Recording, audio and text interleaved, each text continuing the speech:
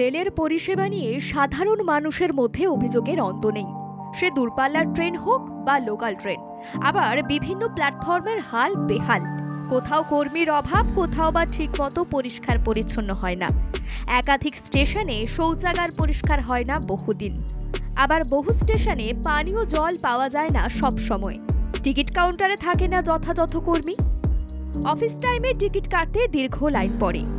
শিয়ালদা রানাঘাট শাখার চাকদা স্টেশনের টিকিট কাউন্টারের একটি ছবি রীতিমতো ভাইরাল হয়েছে, যেখানে কাউন্টার বন্ধ, সামনে ঝুলছে বোর্ড। ওই বোর্ডে লেখা রয়েছে, বাথরুমে যাচ্ছি, আর কোনো লোক নেই, ধৈর্য ধরে দাঁড়ান, এসে টিকিট দিচ্ছি।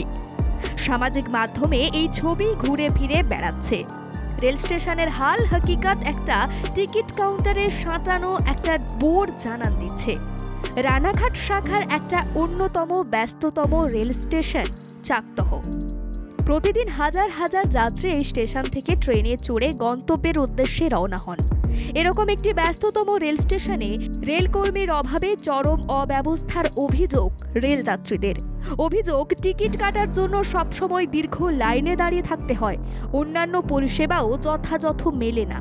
যাত্রীদের একাংশের অভিযোগ, টিকিট কাউন্টারে এত কম সংখ্যক রেলকর্মী থাকেন যে মাঝে মধ্যেই বন্ধ কাউন্টারে এরকম বোর্ড ঝোলানো থাকে। রেলযাত্রীরা দাবি জানিয়েছেন, রেল কর্তৃপক্ষ যাত্রীদের পরিষেবা দেওয়ার বিষয়ে আরও নজর দিন। পাশাপাশি বিভিন্ন প্ল্যাটফর্মের সার্বিক পরিষেবা যেন যাত্রীরা পান, তার সুব্যবস্থা করুন।